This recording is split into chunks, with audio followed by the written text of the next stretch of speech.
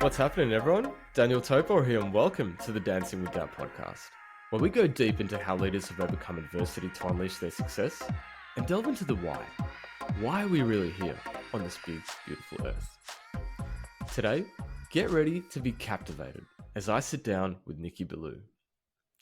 Picture this. Having escaped the tyrannical Middle Eastern regime in his early years, Nicky has spent the last 20 years unravelling the secrets of champions. Nicky's not only a 9-time best-selling author, but also a trusted advisor to entrepreneurs across the globe. As the host of the Thought Leader Revolution and Sovereign Man podcasts, he's had the privilege of interviewing hundreds of the world's top thought leaders, including astronauts, billionaires, supermodels, and everyone in between, where he's uncovered their strategies for winning and winning big. Talk about learning from the best, eh? Just like Nicky, I too emerged from a dark corner of the world, which instantly formed a connection between us. His passion for freedom, free enterprise, and helping people tap into their boundless potential resonates deeply with me, and together, I'm pumped to explore what's truly possible. In this episode, we chat about a range of juicy topics, including thought leadership, freedom and free enterprise, and mindset. So whether you're tuning in from the bustling streets of New York City or the serene beaches of Bali, I'm glad you're here. Episode 7, here we go. Nicky, welcome to the show. Great to have you on here. Daniel, honored to be here, man. Thanks for having me on the show. God bless you. Absolutely. Been looking forward to this for some time. Nicky, I want to start off with a quote I stumbled across from Eckhart Tolle. Acknowledging the good you have in your life is the foundation for all abundance. In a conflicted world, can we be grateful for being alive and free? Amen, brother. Absolutely. Honestly, as you said, I am an immigrant from the Middle East. I'm a Christian from Iran. And when I was 11 years old, the Islamic Revolution took place in Iran. And it was a seminal event in my life. You know, I was 11. I was happy. Like, that was my home. My friends were there. But my late father, God rest his soul, he could see the writing on the wall. This was not going to be a great place to raise his Christian family. And so Dad made a plan, and he got us out of Iran. It took a few years, but eventually we settled where I now live in Toronto, Ontario, Canada. And he changed the trajectory of the legacy of our family. He took us from tyranny to freedom. And that's why I'm the biggest champion for freedom the world has ever known. I believe strongly that we need to stand up against the tyrants and the bullies that right now seem to be rising in the West, trying to take our freedoms away from us. The people who use lockdowns and a virus as an excuse to lock people in their homes and take away their rights to operate their businesses. The bullies and the tyrants who in the United States right now are doing the unthinkable and acting like tin pot dictators and arresting the leading opposition candidate who is, according to the polls, about to defeat the sitting candidate for president. And they're saying, oh no, he's done all these horrible things. Are you kidding me? No other American leader has ever done this. And they've always had differences. They've always been reasons for them not to like each other. But now we're trying to turn the West into a tin pot dictatorship. And that's why I think if you're an entrepreneur, if you're in business, you rely on freedom. Without free expression, without free enterprise, you cannot go out there and do what you do. So stand up and be counted. Do not allow this crap to take place. We got to stop these tyrants in their tracks. And I believe in the majesty and the glory of the entrepreneur. The entrepreneur requires freedom, free expression, and free enterprise to do what he or she does. Because without that, they can't go out there and make their incredible visions, their incredible dreams come true.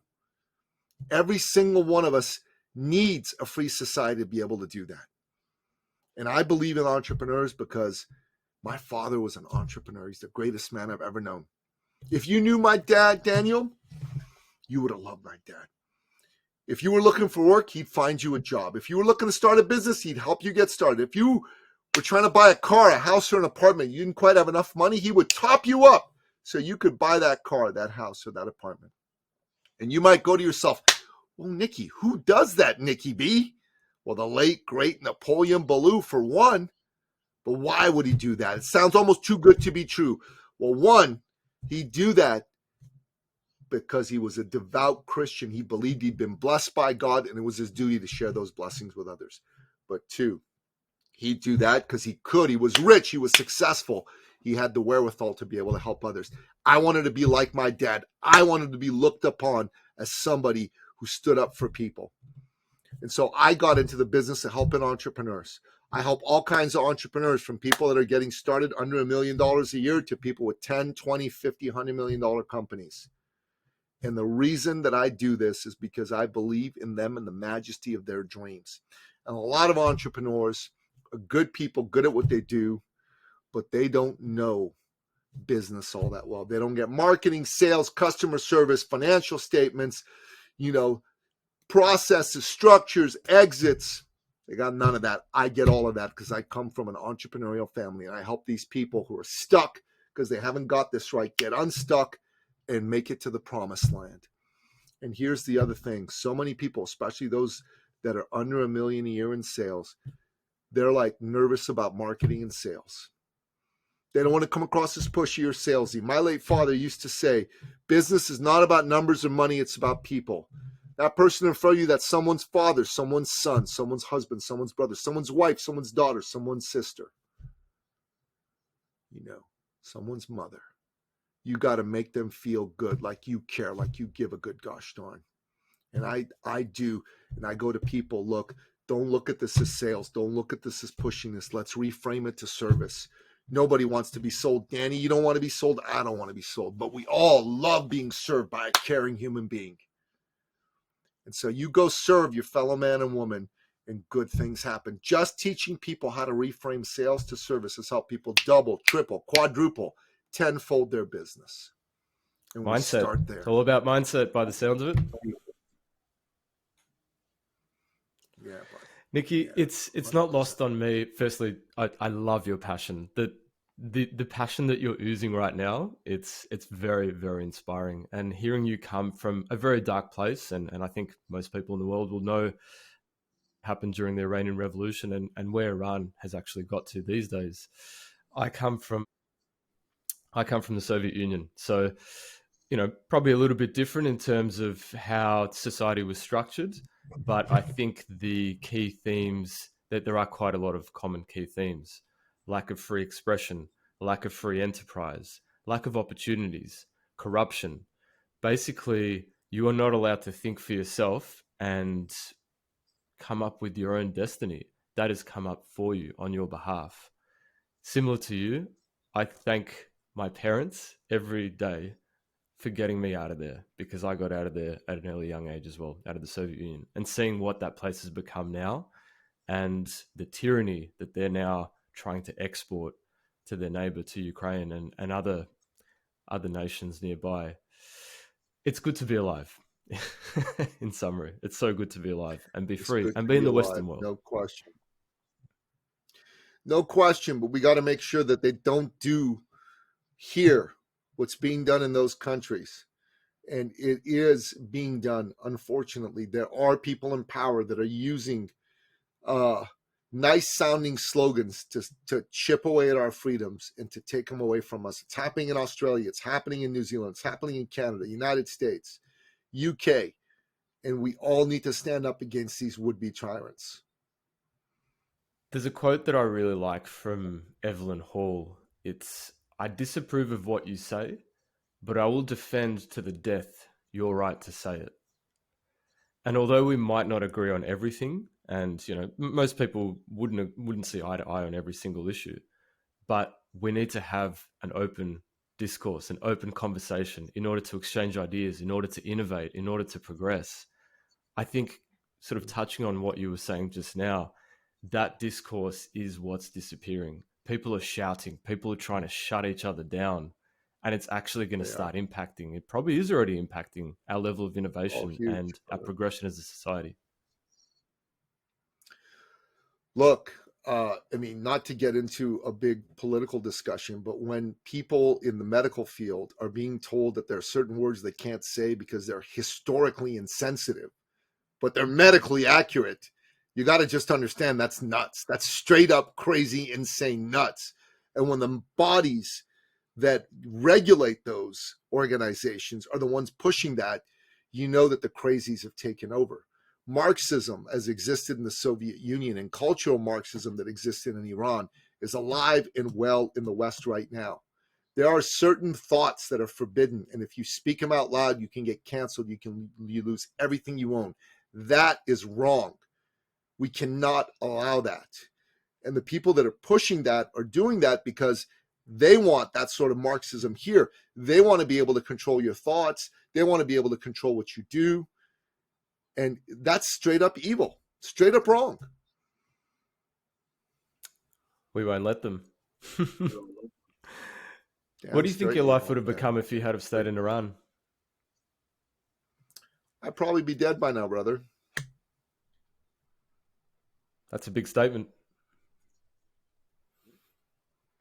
Probably would have been dead 30 years ago. Is that because you have this spirit of freedom within you and you would have gone to the death to fight for it? Or why do you think that would have been? Well, never been good at keeping my mouth shut. And in Iran, that gets you killed. That gets you killed. Straight up. I mean, in Iran, last year, 2 years ago, there's a world champion wrestler, Navid Afkari, young man, 27 years old.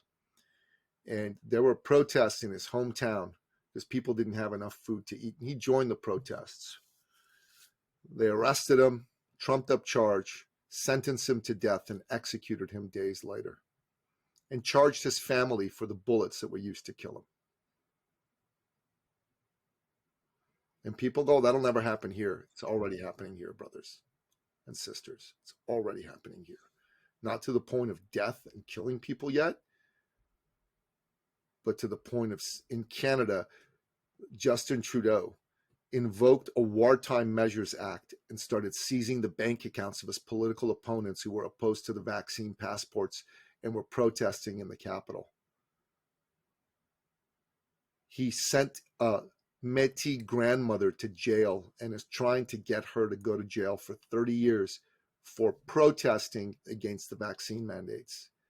And yet, if you were part of Black Lives Matter or Antifa, no problem. Burn buildings, kill people, no big deal. They're on your side. That's ridiculous. The government should not be taking sides in protests.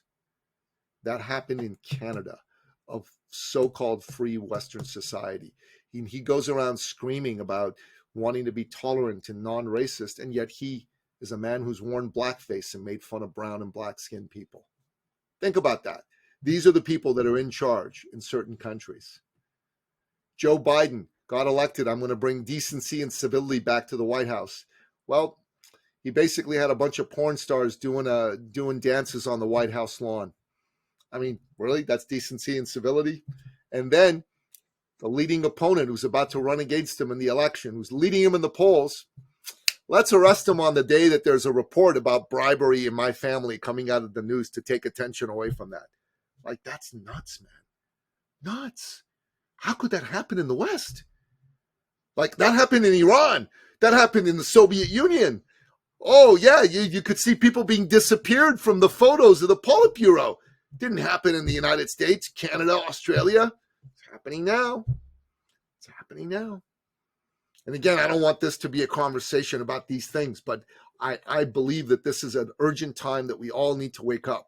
It's time we wake up and band together and unite and not allow them to take away our freedoms and our democracy. Because the next people in charge that are on the other side, what if they do the same things? That's not good. And do you think that having free enterprise being available and accessible to everyone can actually help improve the political discourse in a country, to actually help with freedom more generally, if you can? If you don't stand up for the political discourse, free enterprise will disappear, because they're going to go to try to make the entrepreneurs be quiet. So they're saying, okay, keep quiet, you get to do your business. And a lot of people are like, okay, I'm going to keep quiet. But if you don't stand up for free expression, then free enterprise will disappear. That's why it's important to do that.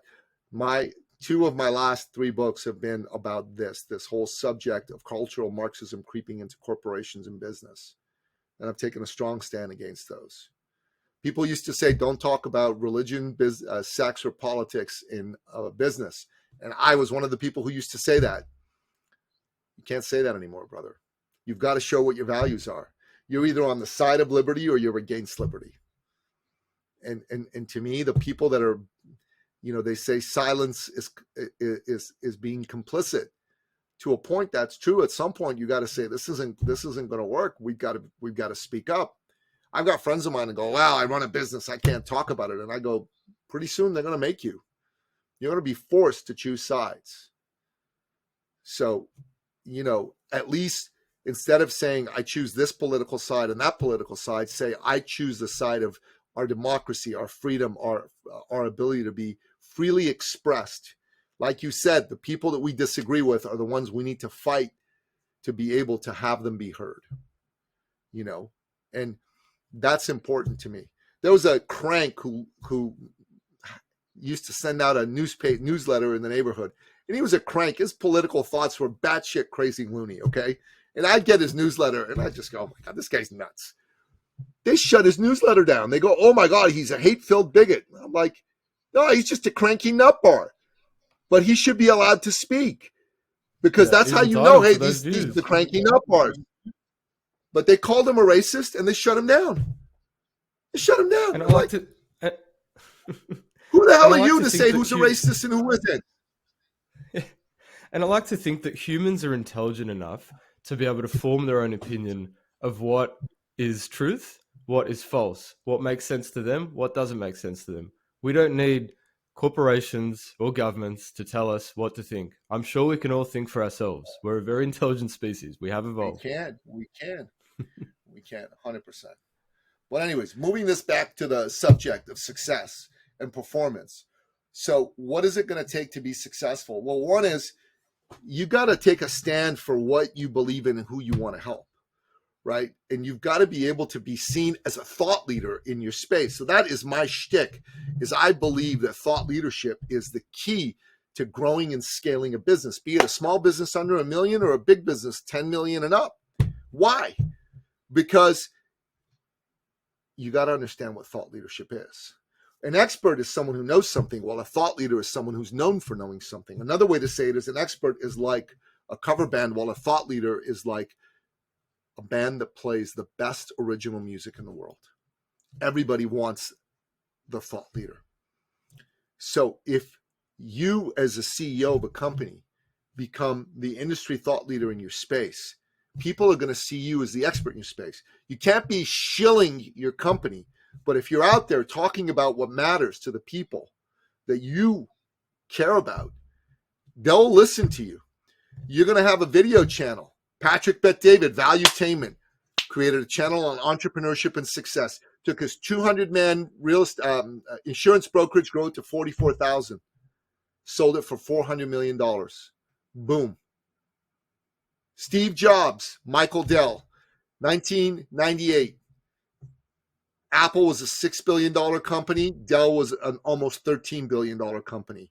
25 years later, Dell is a $102 billion company. Apple's a $400 billion company.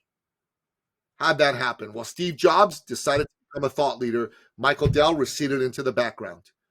Everybody knows who Steve Jobs is. Everybody knows what he stands for.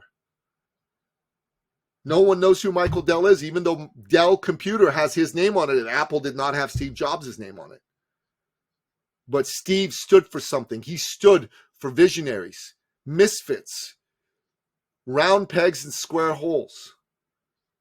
That's what he stood for. And those people flocked to Apple, wanted to buy from Apple, wanted to be part of the Apple mystique. And he wasn't always pitching and selling Apple. He was pitching and selling what Apple was all about. And that's what you got to pitch. You got to pitch and sell what you're all about. I'm all about freedom. I'm the freedom man. You call me the freedom man, the thought leader, the one who stands for entrepreneurs and entrepreneurship, and the one who stands for thought leadership as a way to get it out there. So the people that are into freedom, that are into entrepreneurship, that are into thought leadership, they're going to want to know about me and what I have to talk about. And the people who are not, they won't. But if I came every day and pitched my company, said, come find out about our amazing products, our amazing workshops, who the hell wants to listen to that crap? You don't. I don't. Amazing. So you've interviewed hundreds of thought leaders across the world. I think you're up to what, episode 472 on your Thought Leader Revolution podcast. Have you been able We're getting there. to deduce a secret source, like the common themes, let's say 5 common themes across all the hundreds of people you've interviewed? Absolutely. So theme number 1 is they care very deeply about something. They have a powerful why. They've got a reason to speak and get the message out and inspire people. Reason number 2, theme number 2 is they're all thought leaders. They all have something original and valuable to say. They're seen as thought leaders. And this thought leadership has allowed them to scale and grow. If you're a thought leader, you're going to attract customers. You're going to attract A-level employees to want to work with you. You're going to attract investors. You're going to reduce attrition of both employees and customers. And you're going to attract powerful media attention. They do all that. And they are incredible at getting their message out there in a really powerful way. So it sounds like a combination of having a very strong vision and something that you're passionate about, plus the ability to market yourself and sell yourself, and also have a really, really compelling product or service that you're willing to offer. Is that a fair summary? Product or service, man, is not where it's at. Nobody wants to hear about their damn product or service. Nobody cares. You come on my show and you start talking about that, you're going to bore people. And that's the case with everybody. People who come on a show and say, let me tell you about my product. Let me tell you what we do. And you should go buy this and go. I mean, if you go to Valuetainment, Patrick Bet-David never talked about his insurance company. Ever. Not one time. And yet he grew it to 44,000 agents. How'd that happen? So many people started listening to him, watching his channel. After a while, they go, who is this guy? What does he actually do? And that's the power. So look, I had a client that came to us. She was a naturopathic doctor, successful. Her father was dying of brain cancer. She was daddy's girl. She wanted to honor this man. She came to me and asked for help. I said, okay, who do you help? She goes, well, I don't know. I can help everybody. No. You need a group of people that you stand for. You need an ideal client. Who are the people you gotten the best results for? Who are the people you've enjoyed working with the most? Who are the people who've paid you the most and have been the easiest to transact with? That's the ideal client zone. We figured out for her, those were women over 45, professional women, married, successful, children. But they were overweight. They didn't feel beautiful, pretty, sexy, desirable, attractive anymore. And they never thought they could get it back. So Daniel, I'm a man. I don't really understand women. I don't think any man can say he does. But I can tell you this much. I know that they like feeling beautiful, sexy, and desirable. I've got that figured out. And so she came to me and she says, I can help these people. She says, getting older is inevitable. Aging isn't. I'm like, yeah, that's good. So I helped her come up with a powerful name for her program. Mm-hmm. Get your sexy back. Year 1, she doubled her income. Year 2, she doubled it again. Year 3, she doubled it again. She went from 6 figures a year to 6 figures a month. Boom. That's thought leadership, baby. And it sounds like a lot of this has to do with your actual mindset. So not only the mindset that which you're adopting as an entrepreneur, but also trying to get into the mindset of your target market, of your target people. Mindset is something that I think some of us struggle with. It's certainly something that I personally have struggled with in my journey, in my professional journey, and even with starting this podcast only a few months ago. How have you found is the best and most optimal way to get your mindset right? How do you go deep into there to get yourself into the right place to be successful?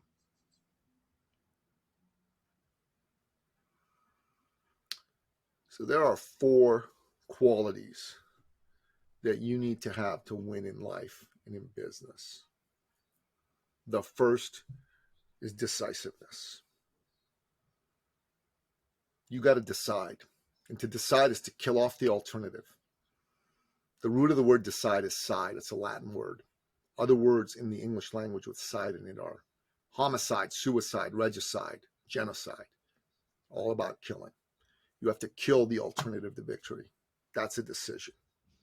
Take action. 2, you've got to commit. Commit. You got to be willing to be bad before you're mediocre, before you're average, before you're okay, before you're good, before you're great, before you're iconic, before you're the best that ever was. You got to commit. No tire kicking. No, I'll try it out. Commit. 3rd, you've got to invest in the most important asset you have, you. You got to hire the coaches, join the masterminds, attend the conferences, do the courses, and buy the books, and pay whatever they ask. Don't nickel and dime them.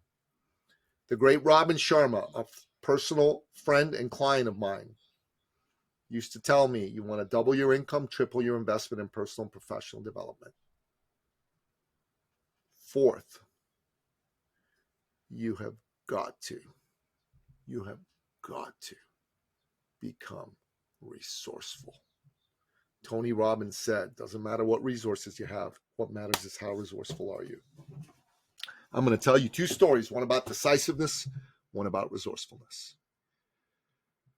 So the greatest personal development author and teacher of all time is Napoleon Hill. Think and Grow Rich has sold 170 million copies. Yet when he started his career, he was a newspaperman, back when that was an honorable profession and not Pravda in the West. So he was assigned to interview the then richest man in the world, Andrew Carnegie.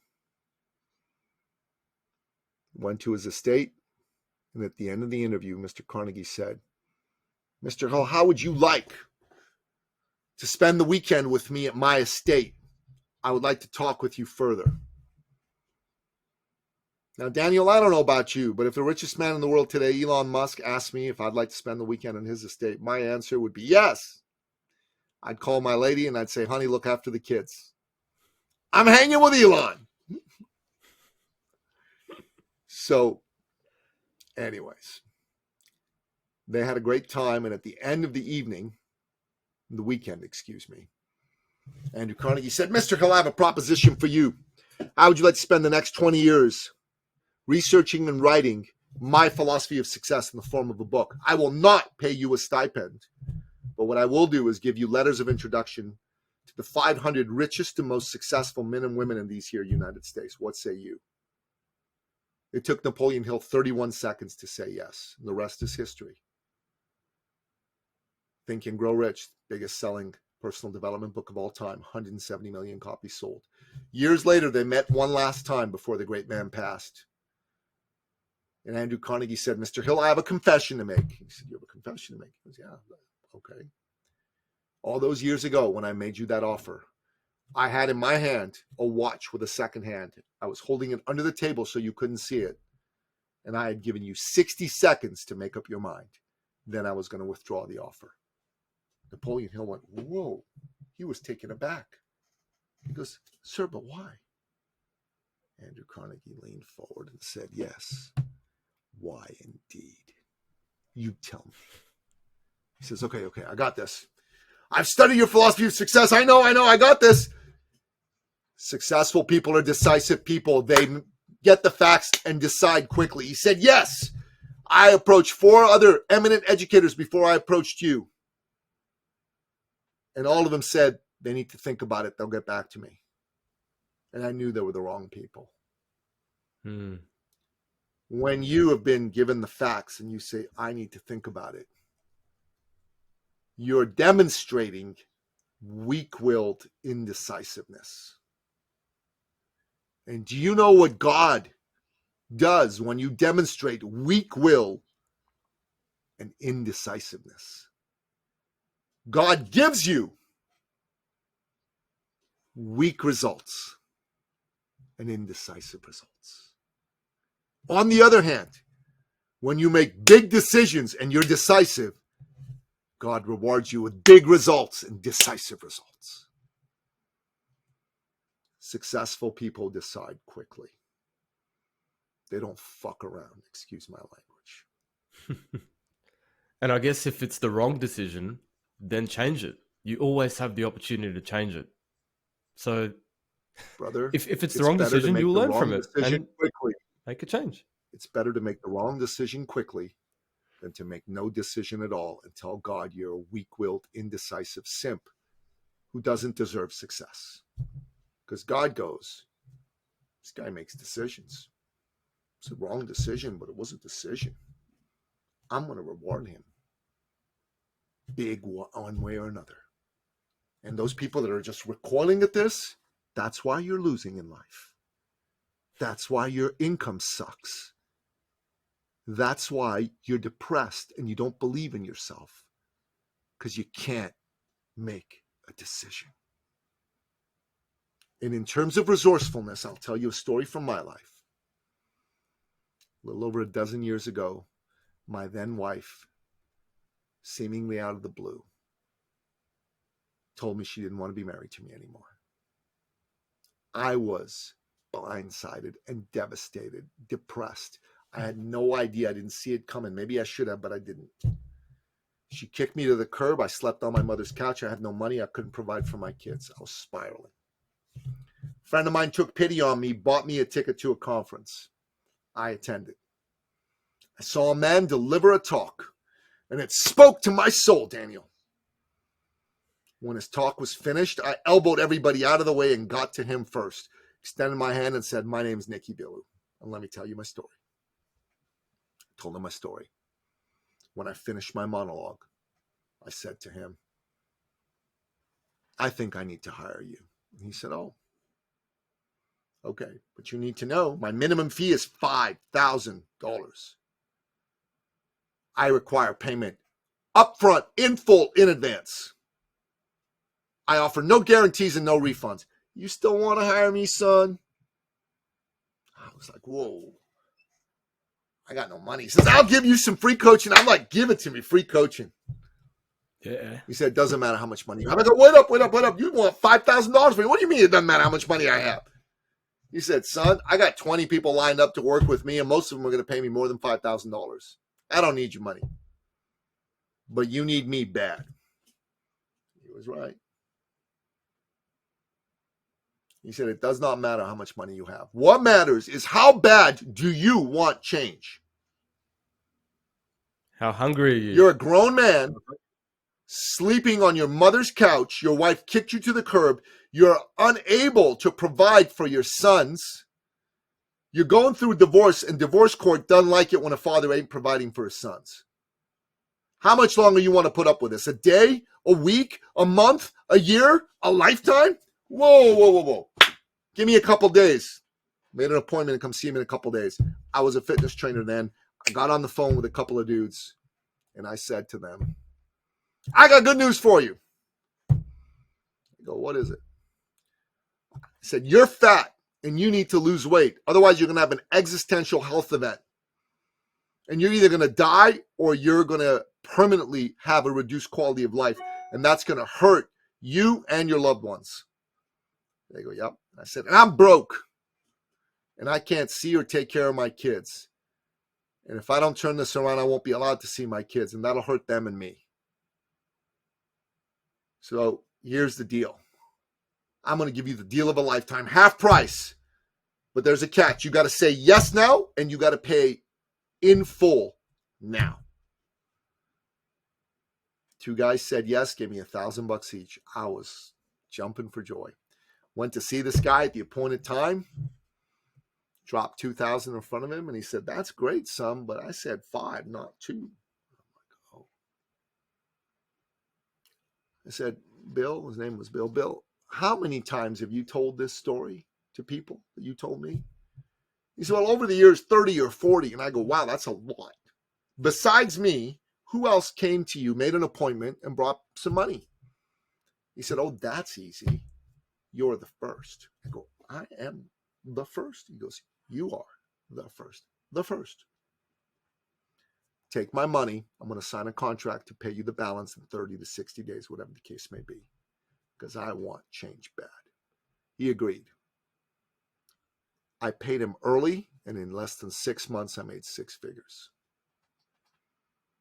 So, brother, the question I have for you, for your listener, how bad do you want change? Mic drop. Mic drop. I'm so glad that you mentioned these two key themes just now, Nicky. Decisiveness and resourcefulness. Let me tell you a little story. In 1990, my parents made a decision to leave the Soviet Union, right? We applied for visas in every Western country imaginable. America, Canada, Australia, South Africa. You name it, we applied for it. Maybe not South Africa. I don't think it was very free back then. We got basically crickets, silence, nothing. One country that would take us was actually Israel. So because on my mum's side we're Jewish, that was just starting to open up with the Soviet Union, and it was relatively straightforward to get there. Literally a week before we were due to fly out to Israel, we got word that the Australian visa was coming through. But all of our stuff was already sent to Israel. The rest of our family was in Israel. And we basically had literally $300 and a couple of suitcases. We had a cancelled Soviet passport because he was seen as a traitor. And yeah, I think they even took away the jewelry. So basically my parents ended up coming to Australia later that year. My dad went straight to Australia. My mum and I went via Israel. My mum worked her ass off to earn enough money to put us on a plane, get us to Australia. We came here with basically nothing. So resourcefulness is really, really important, because you can come from nothing.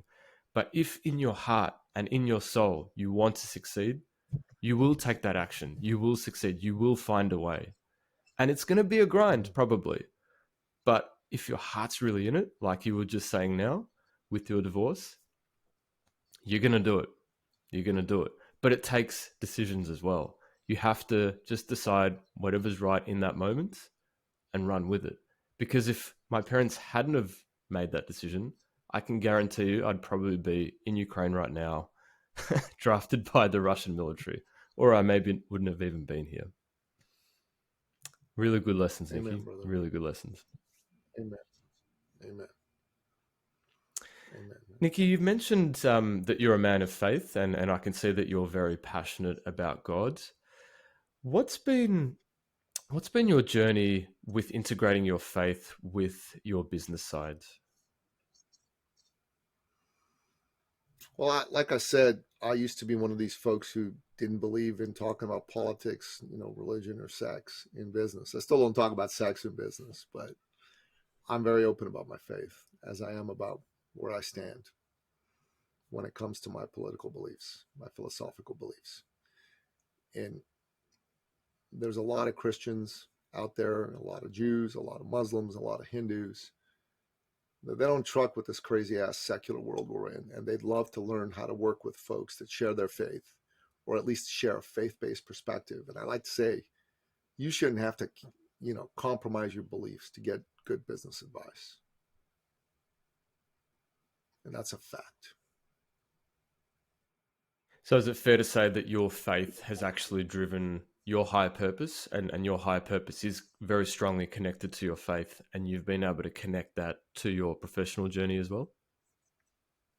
In a word, yes. And if somebody is, I guess, not religiously inclined, do you feel that it is important to have this sense of high purpose in order to succeed, rather than just going, say, for the money or for the fame? Look, if you're a good person, it's not just about you.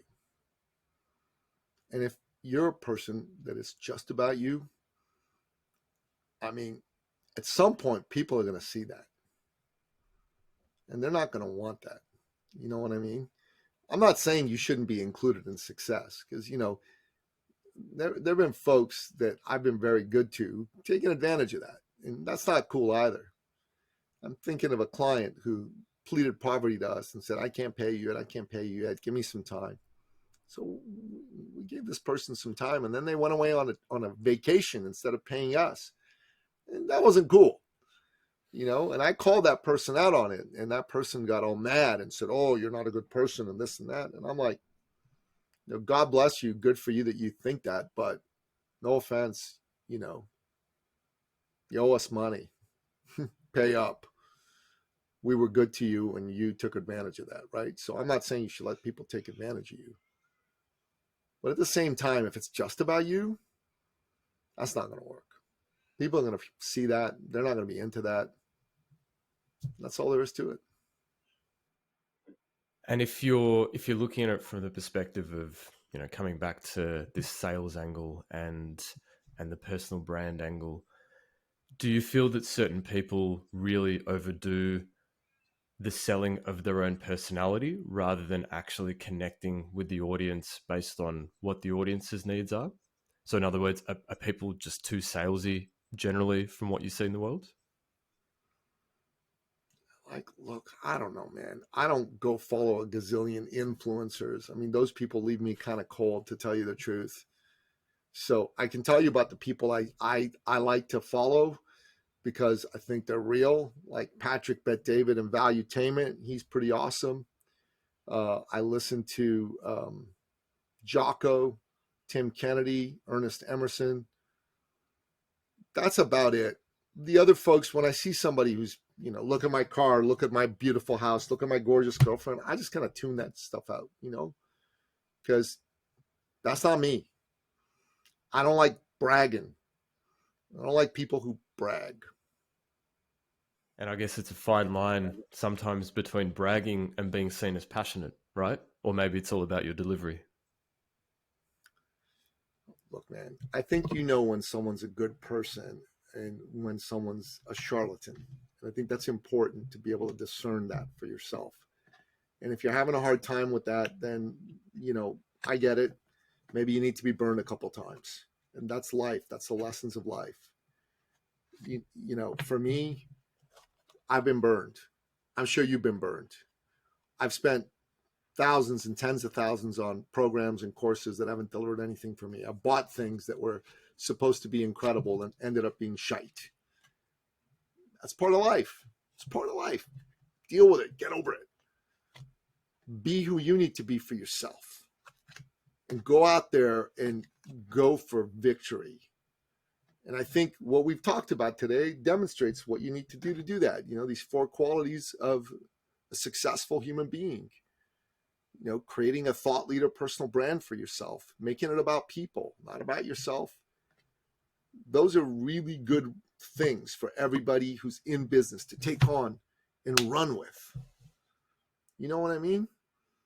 Yeah, definitely. I'm not a fan of the influencer. The whole influencer model is just like, ugh, yuck. Yeah, if I scroll through my social media at the moment, I tend to see 2 extremes. One is about grinding away, winning big, and obviously that tends to involve getting rich. Sometimes you might see a Lamborghini involved, and I know it's very easy to hire a Lamborghini and pay for a date. But anyway, that aside, Absolutely. another one is letting go of our, let's call it, capitalist inclinations of the Western world, and just getting out there into the world, not caring about things, not care about making it or getting rich, and just enjoying your life. Both of these extremes have a bit of an appeal for me when I look at them on the surface, when I look at them on my screen, yet both also involve sacrifice, right?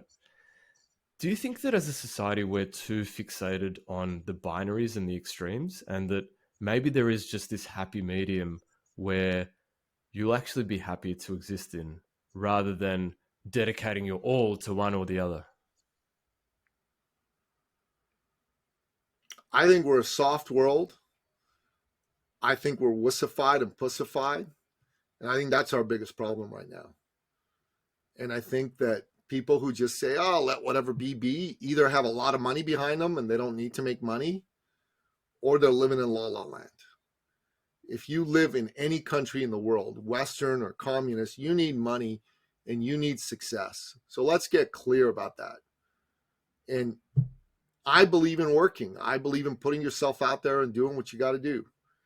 You know, and I think that if you're listening to this show, hopefully you want that for yourself. You want to be more successful. You want to find a way to make life better for yourself. And the first thing you got to understand is it's a decision you make to put in the time, to put in the effort, and to make it happen. Amen. Amen to that. Yeah, I think it can be tempting to just want to go off into the sunset, and I'll admit I've had my temptations as well, and just live a simple life, live in a van, do nothing. But I don't know. I think if you're You given the weren't built for gift of that, bro. life, of being in this world and being given this tiny, tiny chance to be on this earth for this small amount of time, maybe the grind is worth it. Maybe we should take those chances, make the decisions, use our resourcefulness. Amen, brother. Amen. You weren't built to be soft. You just weren't. You were built to do great things. Yeah, and I guess the great empires of the world, they weren't built on being soft either. No, they crashed when they got soft. But that's a whole different other podcast for another time. Definitely, definitely. Nicky, key question that I ask every guest that comes on the show. If you could go back to your 20-year-old self, what is the one piece of advice that you'd give? Very interested to hear your thoughts on that one. Start your business now, push hard, and make a lot more mistakes. You know, I wish that when I was 20, I really wanted to get into writing, and I didn't push hard for it. I just got a job. I tried writing on the side. I should have just made that my biggest focus in the world. I should have gone and left Canada and moved to a place where a bunch of writers hung out and written and gotten my books out there. And honestly, that's what I wish I'd have done differently. And the same for anybody is if you're 20 years old right now and you got a big dream, go put your butt where the people that are doing that are and be around that energy, because that's what's going to propel you forward. Yeah, fantastic messages. And look, obviously you've published 9 books, is it? Very successfully, best-selling. 10 now. 10. What's next for you? There's 2 more books that are going to be coming out in the next year or so. And right now, man, the most important thing for us is to serve more people and get the message of freedom out to more entrepreneurs and get the message of thought leadership out to more entrepreneurs and help those people scale and grow their businesses. You know, that's what's important for us, and we're going to do it.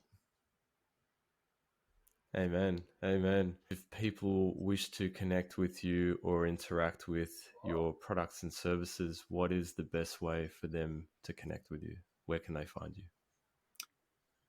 Go to ecircleacademy.com/appointment. Let's jump on a call. If you own a business and you want to talk about how to take it to the next level, that's the most powerful thing you can do to grow your business right now. If you're stuck and you want to get unstuck, make a decision now to get on a call with Nicky Billou. And that's the first step to making your life go from tragic to magic, brother. I'm looking forward to having this chat once we finish the podcast, Nicky. I need to learn from the best, you know? Someone that's interviewed Amen, brother. Let's do 427 that. thought leaders from around the world, from astronauts to supermodels. I want to hear what you have to say in more detail. You bet, brother. I think we should talk. I agree. Excellent, excellent. Nicky, any final parting thoughts for the world before we wrap up? Yeah. Work hard. Follow your dreams. Don't let the world grind you down. And don't do it alone. You need like-minded people around you. If you're stuck by yourself, the negativity of the world will seep into your DNA.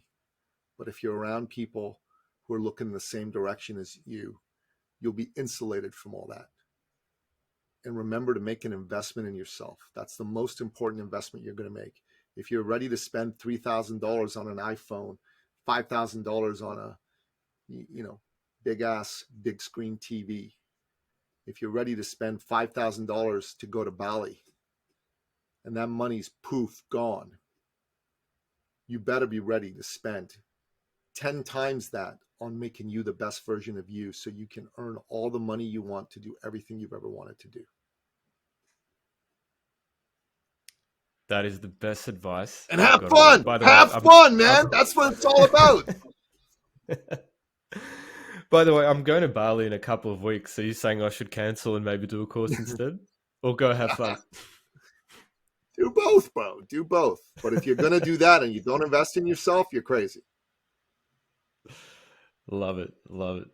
Amazing. Well, Nicky, thank you so much for being on the show. I think it's been super entertaining. Really enjoyed the weaving of the bigger questions into the business side. And yeah, I think we've gone pretty deep on a few things here. Freedom, free enterprise, thought leadership, mindfulness, mindset, decisiveness, resourcefulness, and yeah, it was quite insightful to hear your thoughts about faith and connecting your higher purpose to your journey. So thanks again for joining us, and yeah, look forward to many more chats and connections. God bless you, brother. Thank you for having me here. It was a pleasure. Excellent, excellent. Well, dear listeners, that is a wrap for episode 7. If you've got value from this episode, I would really, really appreciate your support. Share the love, spread the knowledge, tell your friends, tell your family, tell your boss. It makes a really, really big difference to me and allows me to deliver even more amazing content to you. So you can find this episode and more at dancingwithdoubt.com and on all major streaming platforms and YouTube. Of course, I'll have my monthly blog up mid-month reflecting on my conversations, in this case with Nicky, and giving some gratitude back as well. Thanks for lending me your ears wherever in the world you are. Till next time, may success be with you.